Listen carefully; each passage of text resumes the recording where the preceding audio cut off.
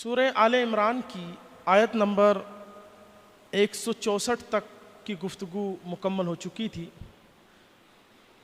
آیت نمبر 165 آج کی گفتگو یہاں سے شروع ہے۔ اللہ رب العالمین ارشاد فرماتا ہے اولما اصابتکم مصیبۃ قد اصبتم مثلیہا۔ گفتگو ابھی بھی جنگ احد ہی کے تعلق سے چل رہی ہے کہ جنگ احد میں صحابہ اکرام کے ساتھ جو آزمائش پیش آئی، جو مصیبت ان پر آ گئی، اسی پر گفتگو ہے۔ اللہ نے فرمایا کیا جب تمہیں کوئی مصیبت پہنچے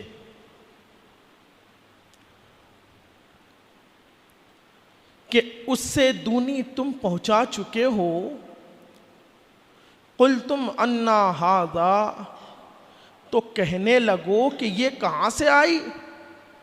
قل ھوا من عند انفسکم، تم فرما دو کہ وہ تمہاری ہی طرف سے آئی۔ ان اللہ علی کل شیء قدیر، بے شک اللہ سب کچھ کر سکتا ہے۔ اب یہاں کچھ باتیں قابل غور ہے کہ جب مصیبت پہنچی تو کچھ لوگوں نے کہا کہ یہ کہاں سے آ گئی،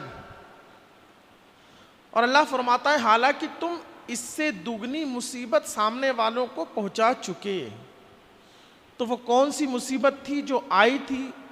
وہ کون سی مصیبت تھی جو صحابہ کسی کو پہلے پہنچا چکے تھے؟ اس کو آپ لوگ سماعت کریں۔ تفسیر جامع البیان کے اندر یہ بات موجود ہے کہ جنگ بدر میں مسلمانوں نے 70 مشرکوں کو قتل کر دیا۔ جو میدان بدر ہوا تھا، جنگ بدر رمضان المبارک میں 17 رمضان کو، اس وقت یہ ہوا تھا کہ مسلمانوں نے 70 مشرکوں کو قتل کر دیا اور 70 کو قید کر لیا۔ تو 70 قتل ہوئے اور 70 قید ہوئے۔ مسلمانوں کو اللہ نے فتح کامیابی عطا فرمائی۔ اب جب جنگ احد ہوئی تو جنگ احد کے اندر جو اچانک ایک آزمائش کا معاملہ آیا اور کفار کی ایک کھیپ، ایک ان کا گروپ اچانک پیچھے سے ٹوٹا اور صحابہ پر حملہ آور ہوا اور بڑا گھمسان کا معاملہ ہو گیا، تو 70 صحابہ شہید ہو گئے۔ کتنے؟ 70 صحابہ شہید ہو گئے۔ اب جب وہ شہید ہوئے تو کچھ لوگ یہ کہنے لگے کہ یہ مصیبت ہم پہ کیسے آ گئی؟ ہمارے 70 افراد شہید ہو گئے، یہ مصیبت ہم پر کیسے آ گئی؟ کیا وجہ ہے؟ کیا ہوا؟ ہم تو رسول کے ساتھ ہیں، ہم تو پیغمبر کے ساتھ ہیں، ہم تو ان کے ساتھ ہیں جن پر وحی آتی ہے، ہم تو ان کے ساتھ ہیں جن کی حمایت اور نصرت کے لیے، مدد کے لیے جبریل آتے ہیں، فرشتے آتے ہیں۔ وہ اس طرح کی باتیں جب کچھ لوگوں نے کی تو اللہ رب العزت نے فرمایا کہ پہلی بات تو یہ ذہن نشین کر لو کہ مصیبت آئی ہے تو اس سے ڈبل والی تو تم انہیں پہنچا ہی چکے ہو۔ تمہارے صرف 70 شہید ہوئے اور بدر میں تم نے ان کے 70 قتل کیے ہیں اور 70 قید بھی کیے ہیں۔ اور پھر جو یہاں مصیبت آئی تھی، اس مصیبت کی وجہ کیا تھی؟ اس مصیبت کی وجہ یہ تھی کہ سرکار دو عالم صلی اللہ علیہ وسلم نے جو ایک جماعت کو تیر کمان کا دستہ جو سرکار نے ایک مقام پر موجود کیا تھا کہ تم لوگ یہیں رہنا، یہاں سے ہٹنا نہیں جب تک میرا دوسرا حکم نہ آ جائے۔ صحابہ یہ سمجھے کفار تو بھاگ رہے ہیں، جنگ ختم ہو چکی ہے، تو ان میں سے انہوں نے کچھ کو کہا کہ تم لوگ یہیں رکو۔ اب کفار جو مال چھوڑ کے بھاگ رہے ہیں، جو چیزیں چھوڑ کے بھاگ رہے ہیں، یہ مال غنیمت ہے ہمارے لیے، تو انہوں نے کہا ہم اسے لیتے ہیں۔ وہ لینے کے لیے گئے، ادھر مورچہ کمزور ہوا، پیچھے سے کفار کا ایک جو ہے گروہ آیا اور انہوں نے ایسا حملہ کیا کہ اللہ تیری پناہ، بھگدڑ مچ گئی صحابہ میں، اور سرکار دو عالم صلی اللہ علیہ وسلم کو گھیر لیا مشرکین نے۔ تو ایک وجہ تو یہ کہ تم نے مورچہ چھوڑ دیا، اور ایک وجہ اور یہاں پہ بیان فرمائی گئی۔ سب سے پہلی چیز کہ جب یہ خبر ملی تھی کہ کفار و مشرکین حملہ کرنے آ رہے ہیں، تو سرکار نے صحابہ کو جمع کیا اور صحابہ سے مشاورت کی، مشورہ کیا۔ سرکار نے اپنی رائے یہ رکھی کہ انہیں مدینے میں آنے کی خواہش ہے اور لڑنے کی خواہش ہے، انہیں آنے دو، وہ مدینے میں آ جائیں گے تو ہم ان سے یہیں نمٹ لیں گے، ان کا جواب ہم یہیں رہ کے دے دیں گے۔ صحابہ اکرام میں سے کچھ بول پڑے، نہیں، جب ہم اسلام میں داخل نہیں تھے، جب ہم ایمان میں داخل نہیں تھے، اس وقت بھی ہم کبھی دشمن کو اپنے گھر تک، اپنی بستی تک تو پہنچنے ہی نہیں دیتے تھے، انہیں راستے میں ہی نمٹا دیتے تھے۔ یا رسول اللہ، اب تو ہم ایمان والے ہیں، اب تو ہم اللہ والے ہیں، اب تو ہم آپ کے نام لیوا ہیں، تو ہم تو اور بڑھ چڑھ کر آگے بڑھیں گے اور ان کو بستی تک آنے ہی نہیں دیں گے۔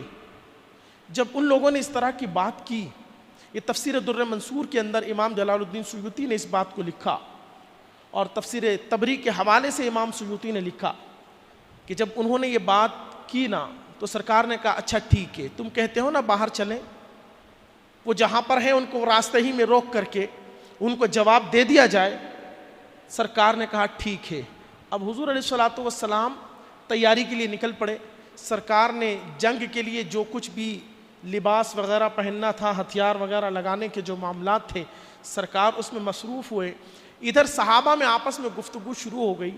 جن لوگوں نے مشورہ دیا تھا کہ نہیں وہیں پر ہم ان کو نمٹا کر آئیں گے، تو بہت سارے صحابہ نے ان کو ملامت کرنا شروع کر دی، یہ تم نے کیا کیا، اور پھر تمہیں مشورہ دینے کی کیا ضرورت تھی؟ یہ سرکار نے اپنی رائے رکھ دی، اگر تم سے پہلے پوچھتے تم اپنی بات رکھ دیتے، سرکار نے اپنی بات نہ رکھی ہوتی تو تم اپنی بات رکھ دیتے، لیکن جب سرکار نے اپنی بات رکھ دی تو تم نے ایسا کیوں کیا؟ تو ان کو احساس ہوا اصل میں بندہ جنگ کے جو حالات اور معاملات ہوتے ہیں نا، تو بندہ ایک جوش میں ہوتا ہے، اور ان سے بھی وہ جو خطا ہوئی، وہ جو بول ان سے نکلے، وہ کیوں نکلے؟ ان کے دماغ میں یہ تھا کہ جب ہم ایمان والے نہیں تھے، اللہ والے نہیں تھے، جب ہم نے کسی کو نہیں گھسنے دیا تو اب تو ہم اللہ اور رسول کے ماننے والے ہیں، اب تو ہم حق پر ہیں، کسی کا مجال کسی کی کہ ہماری آبادی تک آ جائے۔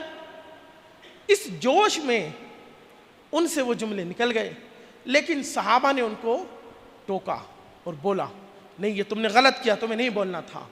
حضرت حمزہ رضی اللہ تعالی عنہ سے سب نے کہا کہ آپ سرکار کے بڑے چہیتے ہیں، ہماری تو ہمت نہیں کہ اب سرکار کے سامنے جائیں۔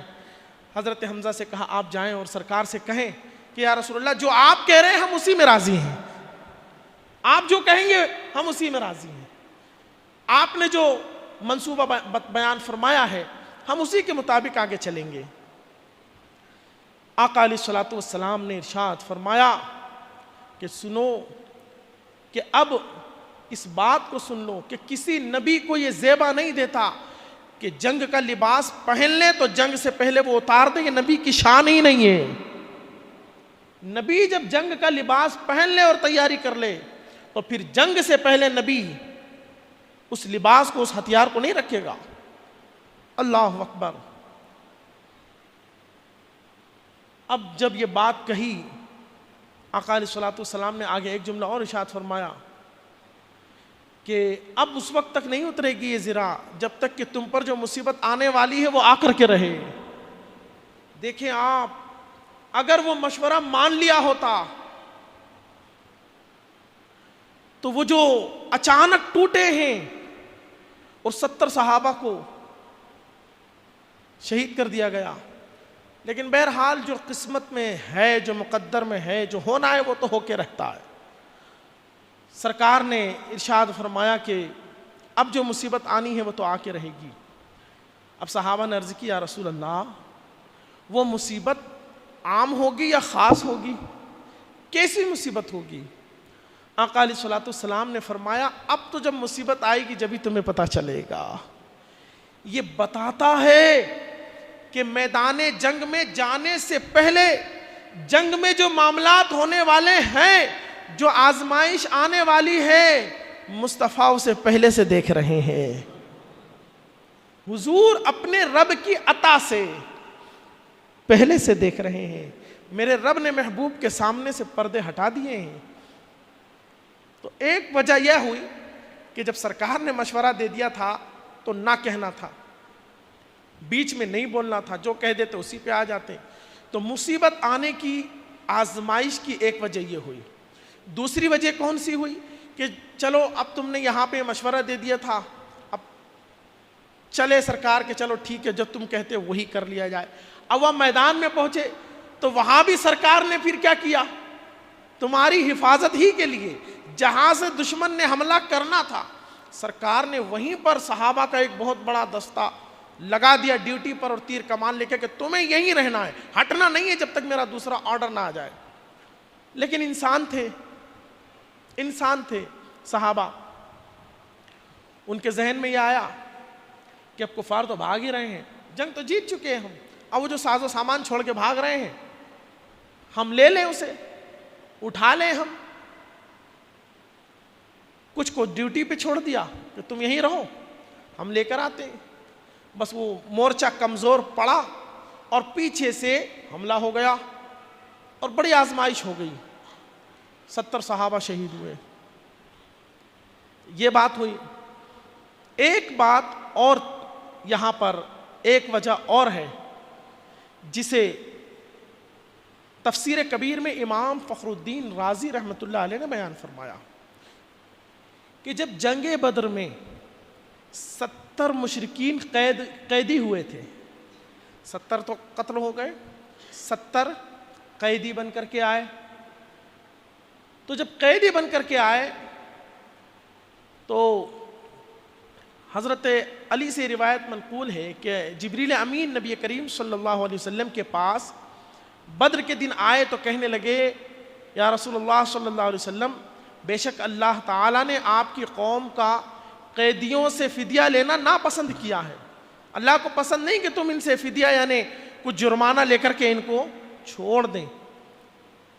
اور آگے فرمایا کہ آپ اپنی قوم کو اختیار دے دیں. اب دیکھیں جبریل سرکار سے بات کر رہے ہیں, اللہ کو کیا پسند ہے اس معاملے میں کیا نہیں پسند ہے وہ اللہ جانتا ہے. جبریل پیغام لے کر آئے وہ جانتے ہیں, اور حضور کو بتایا تو حضور جانتے ہیں. اب صحابہ کو کیا خبر, صحابہ کو کوئی خبر نہیں. جبریل کہتے ہیں لیکن آپ اپنی قوم کو اختیار دے دیجئے کہ وہ قیدیوں کی گردنیں اڑا دیں یا ان سے فدیہ لے لیں. لیکن یاد رکھیں کہ اگر فدیہ لے لیا, مال جرمانہ لے کر انہیں آزاد کر دیا, تو جتنے یہ قیدی ہیں اتنے قیدیوں کی تعداد میں ان قریب انہی میں سے 70 لوگوں کو شہید ہونا پڑے گا. 70 لوگوں کو شہید ہونا پڑے گا. اب وہ کب ہوگا وہ اللہ جانتا ہے, لیکن آنے والے وقت میں ایسا ہوگا. اب جو بات آئی سرکار نے اختیار دے دیا صحابہ تم چاہو تو فدیہ لے لیا جائے اور تم کہو تو ان کی گردنیں اڑا دی جائیں. لیکن سرکار نے وہاں یہ بات نہیں بیان فرمائی کہ اللہ کو فدیہ لینا یہ ناپسند ہے, کیونکہ ہر بات بیان نہیں کی جاتی. جتنا اللہ نے اپنے محبوب کو کہا تھا اتنی بات سرکار نے کہہ دی کہ تم ان کی گردنیں اڑا دو یا پھر ان سے فدیہ لے کر جرمانہ لے کر انہیں چھوڑ دو. لیکن ایک شرط ہے, فدیہ لے کر اگر چھوڑ دیا تو آنے والے وقت میں کبھی بھی اتنی ہی تعداد میں تم میں سے 70 لوگوں کو شہید ہونا پڑے گا. اللہ اکبر. تو وہ جو لوگ تھے صحابہ، انہوں نے کہا کیونکہ یہ جتنے قیدی ہو کر آئے تھے، کوئی کسی کا چچا تھا، کوئی ماموں تھا، کوئی کیا تھا، سب ایک ہی خاندان کے تو تھے، رشتہ داریاں تھیں. تو انہوں نے کہا کہ ٹھیک ہے، ہم تو فدیے ہی کو قبول کرتے ہیں کہ فدیہ ان سے لے لیا جائے، انہیں چھوڑ دیا جائے، اور آنے والے وقت میں جو جنگ ہوگی یا جو بھی معاملہ ہوگا ہم اس شہادت کے معاملے کو قبول کرتے ہیں. جب میدان بدر میں انہوں نے قبول کر لیا، اس وقت اب بہت وقت گزر گیا، بات آئی گئی ہو گئی، ذہن میں رہا ہی نہیں. انہوں نے دیکھا کہ ابھی کا معاملہ نمٹایا جائے، لیکن وہ جو وعدہ کیا گیا تھا، اللہ کی طرف سے بیان کیا گیا تھا کہ اگر فدیہ لے کے چھوڑ دیا تم نے تو تم میں سے 70 لوگوں کو شہید ہونا پڑے گا. تو میدان احد میں جو مصیبت آئی وہ اسی لیے آئی. تو 3 وجہ بیان کی. ایک سرکار کا مشورہ تھا کہ مدینے میں جنگ کر لیں، وہ آئیں گے وہاں جواب دے دیا جائے گا. تو کچھ لوگ بول پڑے کہ نہیں میدان میں چلیں گے. تو سرکار نے کہا ٹھیک ہے وہاں چلو. وہاں گئے تو وہاں بھی یہ معاملہ ہوا کہ جہاں سرکار نے کھڑا کیا تھا تو وہ کسی اور سمجھ کی وجہ سے، خطا فی الفہم کی وجہ سے مورچہ چھوڑ دیے. مصیبت آنے کی یہ وجہ ہوئی. اور تیسری ایک وجہ یہ بھی بیان کی کہ وہ جو مصیبت آنی تھی وہ تو میدان بدر میں جب قیدی آئے اور ان کو جب فدیہ لے کر کے چھوڑا اسی وقت طے ہو چکا تھا، اسی وقت یہ طے ہو چکا تھا کہ مصیبت آنی ہے. کل ملا کے اب آیت کی طرف آئیں کہ جنہوں نے کہا کہ ہم پہ یہ مصیبت کیسے آ گئی، وہ بھول گئے تھے میدان بدر میں جو وعدہ ہوا تھا، وہ بھول گئے تھے، ذہن سے ہی اتر گیا. انہیں یہ سمجھ ہی نہیں پڑی کہ وہ امتحان آج ہی ہونے والا ہے. وہ 70 جن کے بارے میں ہم نے قبول کر لیا تھا کہ ٹھیک ہے ہم میں سے 70 شہید ہوں گے تو ہوں گے، وہ 70 کا دن یہی تھا، ان کی شہادت کا مقام یہی تھا. تو اب جو انہوں نے کہا کہ یہ مصیبت کیسے آ گئی، تو اللہ تبارک و تعالی نے فرمایا کہ کیا جب تمہیں کوئی مصیبت پہنچے کہ اس سے دونی یعنی ڈبل تم انہیں پہنچا چکے ہو تو کہنے لگو کہ یہ کہاں سے آئی.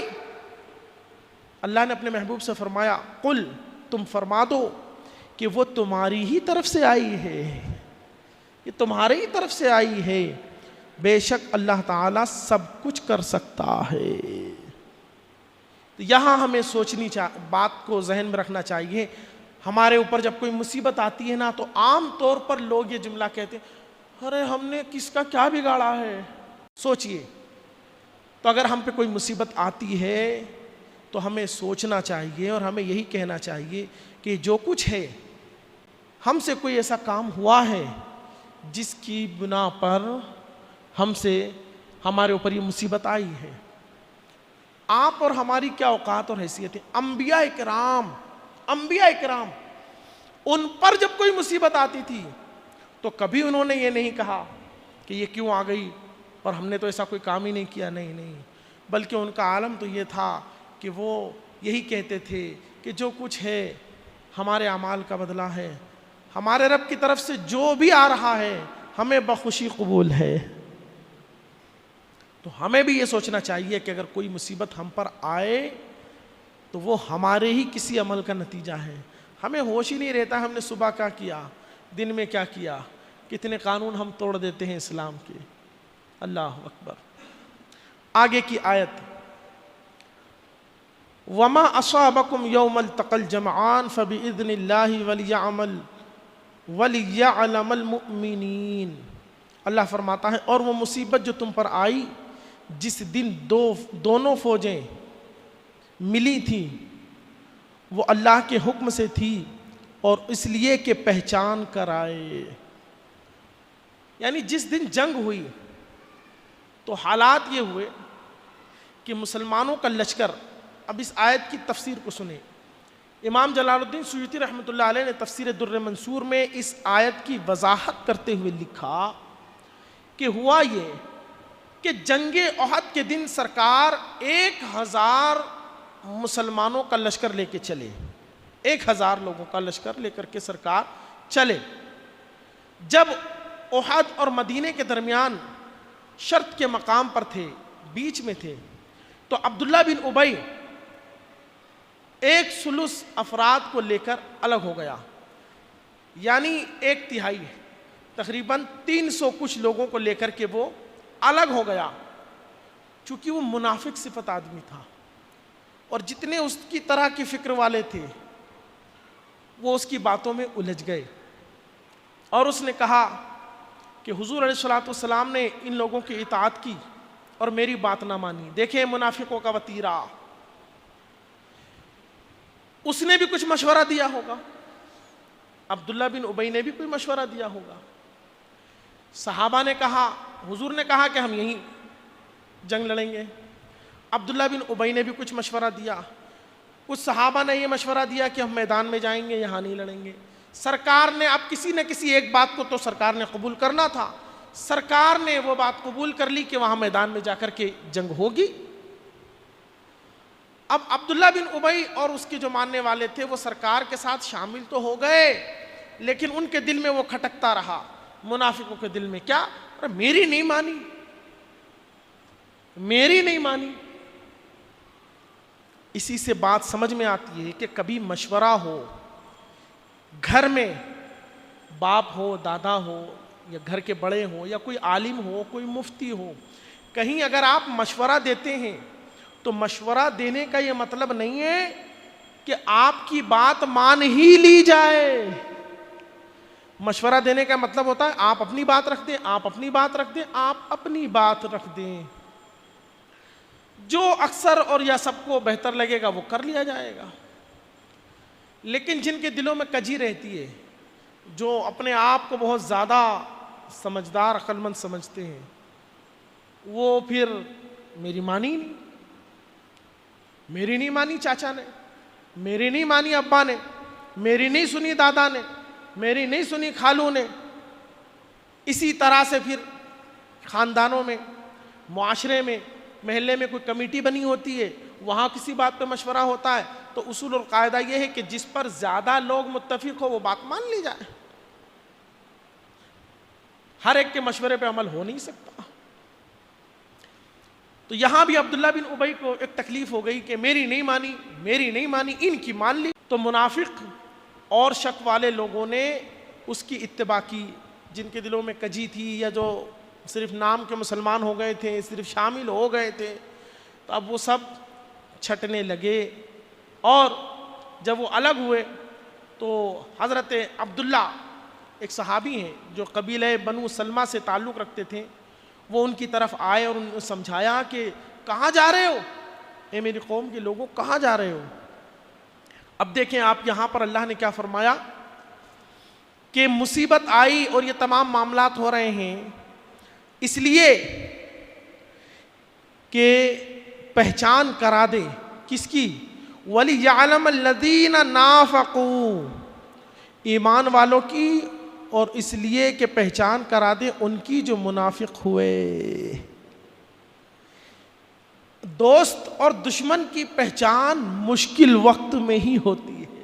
اور اللہ رب العالمین فرماتا ہے وَقِيلَ لَهُمْ تَعَالَوْا قَاتِلُوا فِي سَبِيلِ اللَّهِ أَوِ ادْفَعُوا، اور ان سے کہا گیا کہ آؤ اللہ کی راہ میں لڑو یا دشمن کو ہٹاؤ۔ قَالُوا لَوْ نَعْلَمُ قِتَالًا لَاتَّبَعْنَاكُمْ، بولے اگر ہم لڑائی ہوتی جانتے تو ضرور تمہارا ساتھ دیتے۔ ہم للکفر یومئذ اقرب منہم للایمان، اور اس دن ظاہری ایمان کی بنسبت کھلے کفر سے زیادہ قریب ہیں۔ یقولون بافواہہم ما لیس فی قلوبہم، اپنے منہ سے کہتے ہیں جو ان کے دل میں نہیں۔ واللہ اعلم بما یکتمون، اور اللہ کو معلوم ہے جو چھپا رہے ہیں۔ یعنی یہ لوگ جو اپنا نفاق اور اپنی منافقت چھپا رہے ہیں، اللہ رب العالمین کو ان کے نفاق کی خبر ہے، اللہ ان کے تمام حالات کو جانتا ہے۔ بہانے بنا رہے ہیں، ساتھ میں نہیں آ رہے، الگ ہو گئے۔ وہ صحابی گئے، انہیں سمجھایا کہ تم کیا کر رہے ہو، ارے تم مت لڑنا، مت لڑنا، کم سے کم ساتھ میں کھڑے تو ہو جاؤ کہ دشمن لشکر جب اتنی تعداد دیکھے گا تو اس پہ ہیبت ہی طاری ہو جائے۔ مگر انہوں نے نہیں مانی، اور جو ہے وہ نفاق پر اتر آئے اور انہیں سمجھایا لیکن وہ کسی حال ماننے کو تیار نہیں ہوئے. کہا کہ تم اپنی اور اپنی قوم کو جو ہے، اپنے نبی کو، اپنی قوم کو اس وقت میں چھوڑ رہے ہو جبکہ ان کا دشمن سامنے موجود ہے. تو منافقوں کا یہ معاملہ ہے کہ وہ کبھی بھی ساتھ چھوڑ دیتے ہیں، اور سرکار کے ساتھ بھی ہوا. تو اگر کسی قائد کے ساتھ یا آپ کوئی اچھا کام کر رہے ہیں اور اس وقت کچھ لوگوں نے ساتھ چھوڑ دیا تو دل چھوٹا نہیں کرنا چاہیے، کام میں لگے رہو. اللہ پاک کامیابی عطا فرمائے گا. ہاں، کامیابی یہ ان کے ساتھ سے نہیں ہوتی ہے، اللہ کی توفیق سے ہوتی ہے. یہ تو اللہ کرم کرتا ہے، جن کو اس کام کی برکتیں اللہ کو دینی ہوتی ہے اللہ ان کے دلوں میں ڈال دیتا ہے کہ تم بھی اس کی خدمت میں لگ جاؤ. تو اس طرح سے معاملات ہوتے ہیں. سرکار نے بہت سمجھایا، بہت بتایا. اب آگے قرآن کریم کی آیت فرمایا الذین قالوا لاخوانہم وقعدوا لو اطاعونا ما قتلوا. اب یہ ہٹ گئے، بہت سارے لوگ اب بھی نہیں ہٹے. تو یہ اب جو شہید ہوئے، جب شہید ہو گئے بہت سارے لوگ، تو یہ کہنے لگے، دیکھو کیا کہنے لگے، وہ جنہوں نے اپنے بھائیوں کے بارے میں کہا اور آپ بیٹھ رہے، یعنی خود بیٹھ گئے اور اپنے بھائیوں کے بارے میں کہہ رہے ہیں کہ ہمارا کہنا مانتے. قل فادرؤوا عن انفسہم، اگر ہمارا کہنا مانتے تو نہ مارے جاتے، اگر ہماری طرح الگ ہو جاتے تو نہیں مرتے، نہیں شہید ہوتے. قل فادرؤوا انفسکم الموت ان کنتم صادقین. سبحان اللہ. اللہ نے فرمایا تم فرما دو تو اپنی ہی موت ٹال دو اگر سچے ہو. اگر تمہارا یہ دعویٰ سچا ہے کہ اگر ہمارے ساتھ رہتے تو بچ جاتے، نہیں مرتے، چلو یہ تو مر گئے، اب تم یہ کہہ رہے ہو کہ تمہارے ساتھ رہتے تو موت نہیں آتی، تو جب تمہاری موت آئے نا تو تم اسے ٹال کے بتا دینا. اللہ نے فرمایا آج نہیں آئی ہے موت تمہاری، لیکن جب بھی تمہاری موت تمہارے دروازے پر تمہارے پاس آئے گی تو اسے ٹال کے بتا دینا. یہاں اللہ رب العزت نے ان کو ایک جواب دیا کہ یہ تمہارا صرف بہانہ ہے، موت جب آنی ہے وہ آ کر رہے گی. میدان جنگ میں لکھی ہے تو میدان جنگ میں آئے گی، بستر پہ لکھی ہے تو بستر پہ آئے گی. جہاں لکھی ہے وہاں آنی ہے، اسے تم ٹال نہیں سکتے. جنگ میں جا کر تم موت حاصل نہیں کر سکتے، اور بستر پہ بیٹھ کے تم موت سے بچ نہیں سکتے. جہاں جس کی موت لکھی ہے وہ آ کر کے رہے گی. علامہ اسماعیل حقی رحمۃ اللہ تعالی علیہ نے موت سے متعلق بڑی پیاری ایک حکایت حضرت دانیال علیہ السلام کی نقل فرمائی ہے. آخری گفتگو ہے کہ موت ایسی حقیقت ہے پیارے، اس کو یاد کرو، اس کو یاد کرو. حدیث میں سرکار نے بھی فرمایا کہ موت کو کثرت سے یاد کرو. جتنا ہم اپنی موت کو یاد کریں گے نا اتنا ہماری فکر آخرت کی طرف لگے گی، دنیا سے دور ہو جائیں گے، دنیا سے دور ہوں گے. سنیں آپ علامہ اسماعیل حقی رحمۃ اللہ علیہ تفسیر روح البیان جلد نمبر 2 صفحہ نمبر 149 پر یہ آیت جو ہے، اسی آیت کی تفسیر میں ایک حکایت نقل کرتے ہیں کہ حضرت دانیال علیہ السلام ایک نبی ہیں، وہ جنگل سے گزر رہے تھے. ایک آواز آئی، اے دانیال ٹھہر جائیے، تمہیں ایک نظارہ دکھایا جائے گا، تمہیں ایک نظارہ دکھایا جائے گا. آپ نے ادھر ادھر دیکھا تو کچھ نظر نہیں آیا کہ کون سا نظارہ. پھر وہی آواز آئی. فرماتے ہیں کہ میں وہ آواز سن کر ٹھہر گیا. اچانک دیکھا کہ قریب ایک گھر ہے، اس میں مجھے داخل ہونے کا کہا جا رہا ہے. چنانچہ میں اس کے اندر داخل ہوا. دیکھا تو اس پر ایک بہترین تخت ہے، بہت بڑا تخت ہے جو موتیوں اور یاقوت سے جڑا ہوا ہے. اس کے بعد اس تخت سے آواز آئی کہ دانیال اس تخت کے اوپر تشریف لائیے، اس میں آپ کو نظارہ دکھاؤں گا، وہاں نظارہ دیکھیے، وہاں نظارہ دیکھیے گا تمہیں. فرمایا میں اس تخت پر چڑھا تو سبحان اللہ اس تخت پر سونے کا بستر بچھا ہوا اور اس پر عطر اور کستوری کی خوشبو ہے. اس پر ہی ایک نوجوان مردہ دکھائی دیا. معلوم ہوا، ایسا معلوم ہوتا ہے کہ اس کے بائیں ہاتھ میں سونے کی انگوٹھی ہے، سر پر سونے کا تاج ہے، کمر میں ایک شاندار تلوار لٹک رہی ہے۔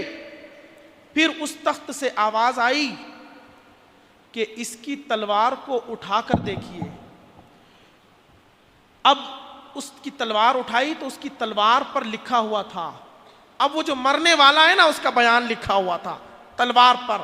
مرنے والے نے مرنے سے پہلے کچھ بیان لکھا تھا اپنی تلوار پر۔ کیا لکھا تھا سنیں، یہ تلوار سمسام بن اوج بن عنق بن عاد بن ارم کی ہے۔ یعنی مرنے والے نے اپنا پورا نسب بیان کیا کہ میرا نام سمسام اور میرے باپ کا نام اوج اور پھر اس کے باپ کا نام عنق تھا، اور میں 1700 سال کی عمر پانے والا شخص ہوں۔ کتنی؟ 1700 سال کی عمر پائی بندے نے، اللہ اکبر۔ اور میں 12,000 خادماؤں کے ساتھ رہا، اور 40,000 میں نے شہر بنائے، اور 70,000 لشکر کو میں نے شکست دی، اور جن لشکروں کو شکست دی اس لشکر کا عالم یہ تھا کہ ہر لشکر کا ایک علیحدہ سردار ہوتا تھا، اور ہر سردار کے تحت 12,000 افراد ہوتے تھے۔ اتنے بڑے بڑے لشکروں کو میں نے شکست دی، اور کہا کہ میں عقل مندوں سے دور رہتا تھا۔ کس سے؟ عقل مندوں سے دور رہتا تھا، لیکن ہر بیوقوف کو میں اپنا ساتھی بنا لیتا تھا۔ ظلم و تشدد میرا وتیرہ، میری عادت تھی، انصاف کے کبھی قریب بھی نہیں گیا۔ میرے خزانوں کی چابیاں اٹھانے والے 4 خچر ہوتے تھے جس پر میرے خزانوں کی چابیاں چلتی تھی۔ دنیا کے تمام بادشاہ مجھے ٹیکس دیتے تھے، اہل دنیا میں میرے مقابلے کی کسی کو طاقت و ہمت نہ تھی۔ اس پر میں نے رب ہونے کا دعویٰ کر دیا، لیکن مجھے یہاں پر، اب دیکھیں، لیکن مجھے یہاں پر بھوک نے ستایا تو میں نے صرف روٹی کے ایک ٹکڑے کے لیے موتیوں کی 1000 بوری دینا بھی پسند کر لی کہ دے دوں گا، لیکن مجھے ایک مٹھی اناج بھی نہ مل سکا۔ وہ ایسی جگہ پھنسا ہوا تھا، ساری دولت، سونا چاندی سب کچھ ہے، کھانے کو کچھ نہیں ہے، ایک روٹی کا ٹکڑا نہیں ہے۔ اور میں تڑپتا رہا یہاں تک کہ پھر موت آ گئی۔ اس نے بات لکھی اور پھر وہ دنیا سے کہا، اور آگے کی اس نے بات لکھی، اب دنیا والوں سن لو، موت کو بکثرت یاد کرو، میری کیفیت دیکھ کر عبرت پکڑو، خبردار کہیں دنیا تمہیں دھوکے میں نہ ڈال دے جیسے اس نے مجھے دھوکہ دے دیا۔ میرے کسی ایک ساتھی نے بھی میری مدد نہیں کی، کسی ایک نے میرا بوجھ نہیں اٹھایا، کسی ایک نے میری مدد نہیں کی۔ تو دنیا کے جنجال میں مت پھنسنا۔ تم کتنی بھی دولت کما لو گے، جتنی میں جمع کیے بیٹھا ہوں اتنی تو نہیں جمع کر سکو گے، اتنی طاقت تو نہیں لا سکو گے۔ تو جب مجھ جیسے کا یہ حال ہوا، انجام یہ ہوا کہ میں روٹی کے ایک ٹکڑے کو ترس گیا، اور تڑپ تڑپ کے میں یہاں جان دے رہا ہوں، میرا کوئی ایک ساتھی میرے قریب نہیں آیا، کسی نے میری مدد نہیں کی۔ تو اس طرح سے دنیا کے دھوکے میں وہ گئے۔ ہمیں چاہیے کہ ہم عبرت حاصل کریں اور موت کو بکثرت یاد کریں۔ کوئی کسی کا ساتھ دینے والا نہیں، اپنی موت کا سامنا ہمیں خود کرنا ہے، اپنی قبر میں جواب ہمیں خود دینا ہے، اپنی آخرت کی تیاری ہمیں خود کرنی ہے۔ یہ ہے وہ باتیں جو ائمہ دین نے نقل فرمائی ہیں کہ ہمیشہ آخرت کی فکر رکھیں، اللہ کو یاد کرتے رہیں، اللہ اور رسول کی فرما برداری کرتے رہیں۔ اللہ تبارک و تعالی ہم سب کو دین پر مضبوطی اور استقامت